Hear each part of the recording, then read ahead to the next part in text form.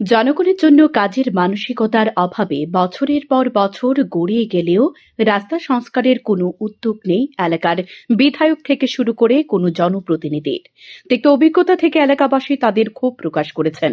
অভিযোগ, গোলাঘাটি বিধানসভার অন্তর্গত জম্পুজলা ব্লকের মোহনপুর ভিলেজের রাস্তার অবস্থা দীর্ঘ বছর ধরে খারাপ হয়ে আছে।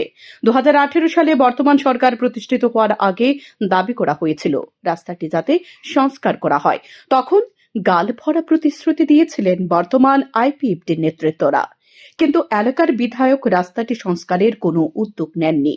এলাকাবাসীকে বরাবরই প্রতিশ্রুতি দিয়েছেন টেন্ডার গ্রহণ করা হয়েছে, কিছুদিনের মধ্যেই কাজ শুরু হতে চলেছে, কিন্তু বাস্তবের কথার সাথে কাজের অমিল বিধায়কের, এমনটাই জানিয়েছেন এলাকার এক কৃষক। অপরদিকে এলাকার এক প্রবীণ ব্যক্তি জানান, সরকার চাইলে রাস্তাটি দ্রুত সংস্কার করতে পারে, কিন্তু সংস্কারের কোনো উদ্যোগ গ্রহণ করছে না। এলাকার দুবারের বিধায়ক হয়েছেন অশোক দেববর্মা, তারপর বিধায়ক হয়েছেন তিপ্রামথা দলের মানব দেববর্মা, কিন্তু রাস্তাটি সংস্কারের কোনো উদ্যোগ এখন পর্যন্ত লক্ষ্য করা যায়নি সুশাসন আমলে। এই রাস্তাটি দিয়ে জলাবাড়ি, শান্তির বাজার এবং আগরতলা যাওয়া যায়।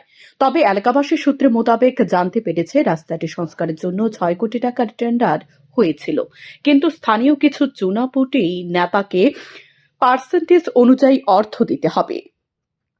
সেই অর্থরাশির দাবি মিটিয়ে দিতে না পারায় কাজ শুরু করতে পারেনি ঠিকাদার। শেষ পর্যন্ত টেন্ডার পুনরায় অফিসে জমা দিয়ে কাজ ছেড়ে চলে গেছেন ঠিকাদার, যার কারণে এলাকার প্রবীণ ব্যক্তির অভিমত, যদি এলাকা থেকে কোনো দিন কেউ ভাগ্যক্রমে মন্ত্রী বা বিধায়ক হতে পারে তাহলে রাস্তাটি হবে বলে ধারণা এলাকাবাসীর। এই রাস্তার সমস্যা আর কি, এই রাস্তা তো ওই অশোক দেববর্মা তো দুবার এমএলএ হয়েছে, শেষবার এমএলএতে এটা তো আমাদের পাড়ার প্রতিবেশীরা এই দাইনক জমি দান করছে রাস্তার জন্য। এরপরে কোনোভাবে ওই ইট ছলিং হইল। এরপরে গত ওই ওই কিতা না কয় ওই সরকার আসার পরে তো দুই একবার স্যাংশন হয়েছে, রাস্তা পিস হইবে বিলা। কত শুনে স্যাংশন হয়েছে? 18 সালের পরে আরও দুইবার না কত জানি স্যাংশন হয়েছে নাকি।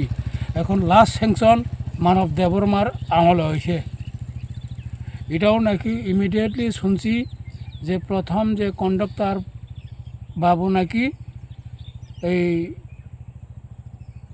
সালেন্দ্র করছে, এখন নতুন কইরা আবার টেন্ডার ডাকা হইব, নতুন কন্ডাক্টর আইয়া দরপত্র কইরা ধরি এই হয় এলে কাজ হইব, আর না হইলে কাজ হইতে না। টেন্ডার কি কারণ আবার বাতিল যাচ্ছে, মূলত কারণটা কি? মূলত কারণ এটা ব্লক কর্তৃপক্ষ জানে বোধ। তবে অপেক্ষা রাখে না সুশাসনের বিকাশ ত্রিপুরায়। প্রসাদবিহীন কোনো ঠিকাদার কাজ করতে পারছে না। এর নিয়ন্ত্রণ শক্তি হল মণ্ডল এবং স্থানীয় মথার পার্টি অফিস। নিষ্কর্মা কিছু জনপটি নেতাকে কাজে লাগিয়ে এভাবে চলছে তথাকথিত উন্নয়নের কর্মযোগ্য। আর সংবাদ মাধ্যমের সামনে উন্নয়নের ঢাক ঢোল পিটিয়ে এবং আবেগপ্রবণ হয়ে চোখের জল পর্যন্ত ফেলে দিচ্ছে নেতারা। কিন্তু ঠাকুর ঘরে কে রে, আমি কলা খাইনি অবস্থা। সুতরাং উন্নয়নের 12টা বাজিয়ে দিয়েও খাই মেটে না তাঁদের, এমনটাই ধারণা স্থানীয়দের। শান্তন টিভি।